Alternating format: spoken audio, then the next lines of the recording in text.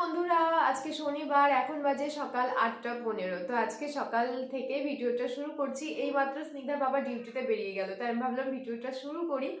আর ও যতক্ষণ থাকে একটু তাড়াহুড়ো থাকে, সকালে রান্না বান্না টিফিন সব কিছু গুছিয়ে দেওয়ার পরে ও যখন ডিউটিতে বেরিয়ে যায় তখন অনেকটা আমার কাজ হালকা হয়ে যায়। স্নিগ্ধা ওই ঘরে পড়তে বসেছে, আমি দেখাচ্ছি তোমাদের। আর গোপাল আমি কিন্তু এখনো তুলিনি, একটু দেরি করে তুলি, কারণ এখন শীতকাল, ও একটু বেশিক্ষণ ধরে ঘুমিয়ে থাক। আর এই জন্য একটু দেরি করে তুলি, মানে 9টা 9:30টার সময় গোপালকে আমি তুলি। আমি আমি যেভাবে চলি, আমি আমার ফ্যামিলিতে, মানে আমার সংসারে যারা আছেন তাদেরকে সেম ভাবে চালাই। তো চলো, স্নিগ্ধা একা একা পড়ছে, ওকেও খাবার দেবো। আমি সকালে, মানে আমিও নিজেও কিছু খাইনি, তো আমিও খাবো। আর এই যে সোয়েটারগুলো, এই সোয়েটারগুলোর একটা সব থেকে বাজে যে ব্যাপারটা, আমার বিরক্ত লাগে, এই বোতামগুলো এত লুজ হয়ে যায়, এই যে নিজে নিজে খুলে যায়, একা একা খুলে যায়, এটাকে আবার সেলাই করতে হবে। এই যে স্নিগ্ধা এখানে বসে বসে এখন পড়াশুনো করছে, একদম গুড গার্ল, তাই তো? মুখটা তো দেখতে দাও। এই যে এই যে ইশিকা বর্মন, মুখটা তো দেখি তোমার। দাও, এবার চেঞ্জ করো। হ্যাঁ, 5353 দেখি। হ্যাঁ, চেঞ্জ করো, 5454 লিখো। হুম।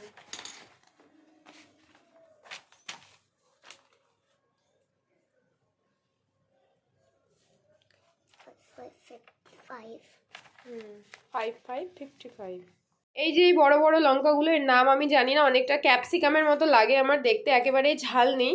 এটা চপ খেতেও ভালো লাগে। আমি কালকে পরশুদিন করেছিলাম চপ, তো আজকে বানাবো আচার, মানে লঙ্কার আচার বানাবো। তো প্রথমে হলুদ দিয়ে, যেহেতু আজকে রোদ বেরিয়েছে, তো হলুদ দিয়ে একটু রোদে দিয়ে আসবো, বিকেলের দিকে বা সন্ধেবেলার দিকে একটু আচার বানাবো।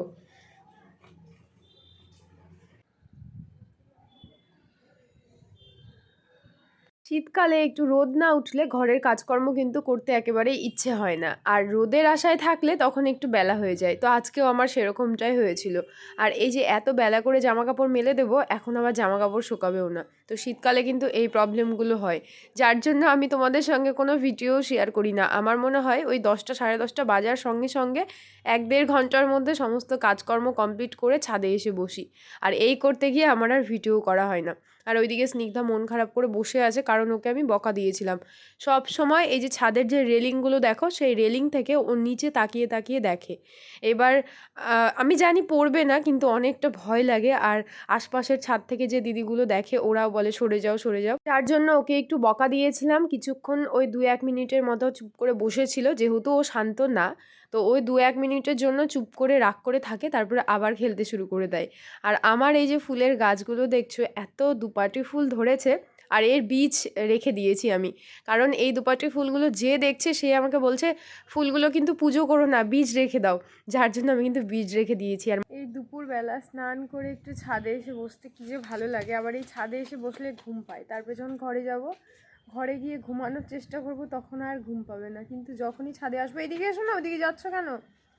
আর এখানে কিছু মাটি আছে, এই যে মাটিগুলো অনেক দিন আগে স্নিগ্ধার পাপা এইভাবে রোদে শুকাতে দিয়েছে। একবার বৃষ্টিও হলো, সেই বৃষ্টিতে অর্ধেক মাটি গলে চলে গেল। তো আজকে ভেবেছি একটা পুদিনা পাতার গাছ লাগাবো এখানটাতে, কারণ পুদিনা পাতা কোথাও একটা লাগিয়ে দিলে, মানে একটু ফেলে দিলে এত সুন্দর গাছ হয়।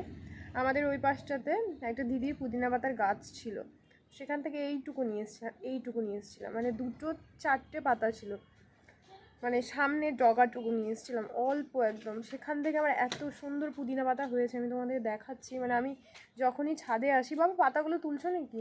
তোলে না বাবা, ওই গাছটা এখনো ভালো হয়নি। এখন না বিয়ের সিজন, তো সব জায়গায় মানে, তো বাজে বাজে গান করবে না। ফেসবুকে সব দেখছে বিয়ের ওই যে পান পাতা সরিয়ে এরকম করছে, স্নিগ্ধা ওটাই মানে দেখছে যে কি হচ্ছে ফেসবুকে। যখনই ফেসবুক খোলা হচ্ছে তখনই পান পাতা সরিয়ে বরের মুখ দেখছে, ওই জন্য ও পাতা দিয়ে ওরকম করছে, মানে ও করার চেষ্টা করছে। তো পুদিনা পাতা গাছটা লাগাবো, এত সুন্দর হয়েছে না। কিন্তু পুদিনা পাতা কী যে খাই, মানে খাওয়া তো জানি অনেক কিছু, কিন্তু পুদিনা পাতার গন্ধটা আমার খুব একটা ভালো লাগে না। কিন্তু গাছটা খুব ভালো হয়েছে, আমি আবার আজকে লাগাবো একটু, ওখান থেকে ডাল নিয়ে আর একটু গাছ লাগাবো। পা হাত পা ছড়িয়ে দিয়ে খেলতে বসে গেছে। কি খেলছিস? হ্যাঁ, পায়ের মধ্যে আবার তোড়া পড়েছে। কি দিয়ে? পেন দিয়ে তোড়া পড়ে কি অবস্থা পাটার। আর স্নিগ্ধার এই যে পায়ের যে এগুলোর মধ্যে এই যে কালো কালো ঘায়ের মতো, যতবার স্নিগ্ধা বাড়ি গেছে মশা কামড় দিয়ে দিয়ে বাচ্চাটাকে পাগুলো এরকম করে দিয়েছে। ওর কিন্তু কখনো ঘা বা এই টাইপের কিচ্ছু হয়নি, শুধু যতবার বাড়িতে যায় এই যে এবার বাড়িতে গিয়ে এই দাগটা, বাবা দেখি দাগটা দেখা, এই যে যে যে এটা দেখি, এই যে কালো হয়ে আছে পুরো।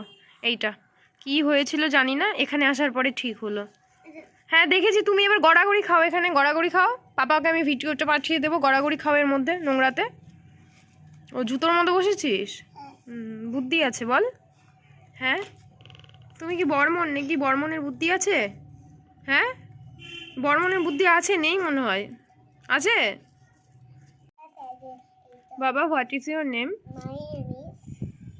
মাই নেম ইজ, তারপর what is your father name?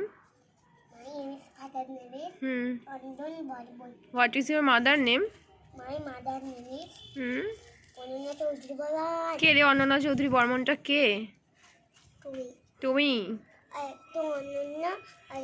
বাবা আসো না, আমার তো একটা অনন্যা নাম, আর একটা কি নাম বাবা? একটা তো অনন্যা, আর একটা কি নাম?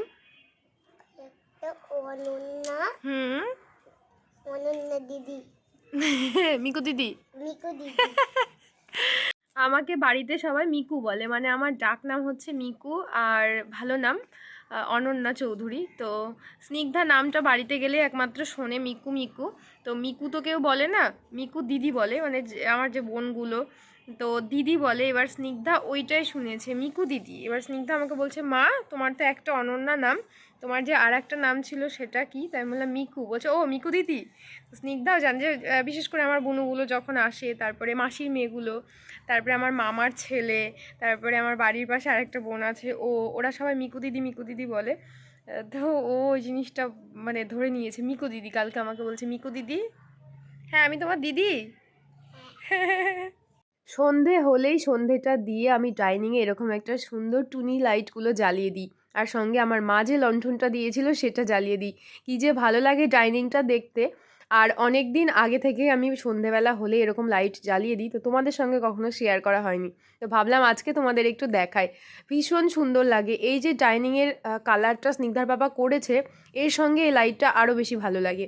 তো ডাইনিংটাও এরকম অন্ধকার করে দিয়ে চলে এসেছি আমি এখন স্নিগ্ধার ঘরে, আর এখন ঘরের কাজকর্ম করব। আর এই ফ্রিজের যে সাইডটা দেখছো, মানে ফ্রিজের ওপরে যে জায়গাটা দেখছো, এত পরিমাণে নোংরা হয়। আর এটা নোংরা হওয়ার কারণ হচ্ছে স্নিগ্ধার পাপা যখনই বাইরে থেকে আসবে ওর পার্স ঘড়ি টাকা পয়সা সব এই জায়গাটাতে রেখে দেয়। আর ফ্রিজের ওপরে একটু পরিষ্কার আর একটু সাজানো গোছানো না থাকলে দেখবে নিজেরও ভালো লাগে না।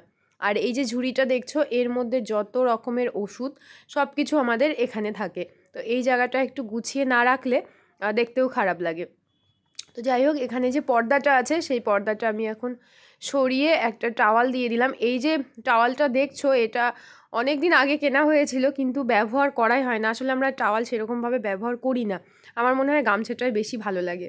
তো এই যে এখানে সব ওষুধপত্র রেখে দিয়েছি, আর এখানে ছিল একটা ক্যালেন্ডার। সেই এগুলো কি একটা ক্যালেন্ডার বলে, ভীষণ কাজের একটা ক্যালেন্ডার। আমার তো সেই ওই ঝুলিয়ে থাকা ক্যালেন্ডারগুলো একেবারে ভালো লাগে না, মনে হয় ওয়াল নোংরা হয়। তো জানুয়ারি মাসে আবার এরকম একটা ক্যালেন্ডার কিনে নিয়ে চলে আসবো, আর খুব কাজের এই ক্যালেন্ডারগুলো। আমার তো ওয়াল ক্যালেন্ডার একেবারেই পছন্দ না। ফ্রিজের ওপরে এরকম একটা ক্যালেন্ডার রেখে দেবো, দেখতেও ভালো লাগে আর সুন্দর সুন্দর ছবি সেট করা থাকে, তো বেশ ভালোই লাগে। তারপরে এখানে এবার পালা স্নিগ্ধার সমস্ত খেলনা গুছিয়ে রাখার। অনেকদিন পর স্নিগ্ধার বাবা আজকে রান্না করছে খিচুড়ি আর সঙ্গে বেগুন ভাজা। অনেকদিন পর না, পরশুদিনই রান্না করেছে। পরশুদিন না কালকে কালকে কালকে কালকে না পরশু, আমাকে নাম করে দিই। কালকে নাহলে কালকে না পরশুদিন না কালকে একদিন খিচুড়ি করেছিল আর একদিন সোয়াবিনের তরকারি। কালকে না পরশুদিন করেছিল। এখানে হচ্ছে খিচুড়ি কিসের এটা, গোবিন্দভোগ চাল, এমনি চাল, গোবিন্দভোগ চাল মুগের ডাল দিয়ে খিচুড়ি আর সঙ্গে বেগুন ভাজা। শীতকাল হলেই আমার ঘরে চা খাওয়ার জোর বেড়ে যায়, আর এখন স্নিগ্ধার বাবাকে যখনই বলি চা খাবে তখনই ও হ্যাঁ বলে। আর চা খাওয়ার যদি একজন সঙ্গী পাওয়া যায় তাহলে কিন্তু চা খাওয়ার মজাটাই বেড়ে যায়। তো এখানে আমার দাদুর স্টাইলে হালকা করে লিগার দিয়ে চা করে নিয়েছি, ওপর দিয়ে দিলাম একটু করে কফি। তোমরা একবার হলেও খেয়ে দেখবে, এতটা টেস্টি হয়। আর কোন্নগরে একটা দোকান আছে, সেখানেও এরকম চায়ের সঙ্গে একটু করে কফি মিক্স করে বানাই।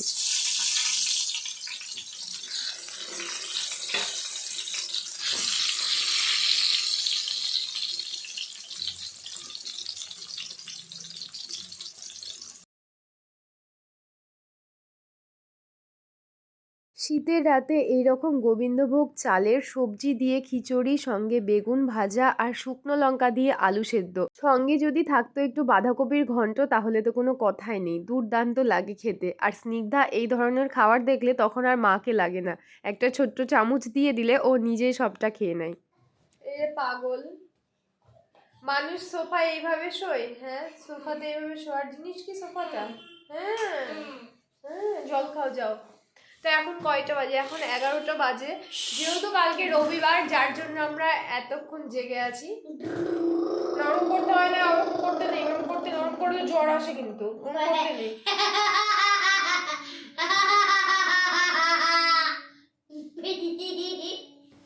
স্নিগ্ধা এই হাসিটা নতুন শিখেছে, হা হা হা হা হা। করো না, দেখো।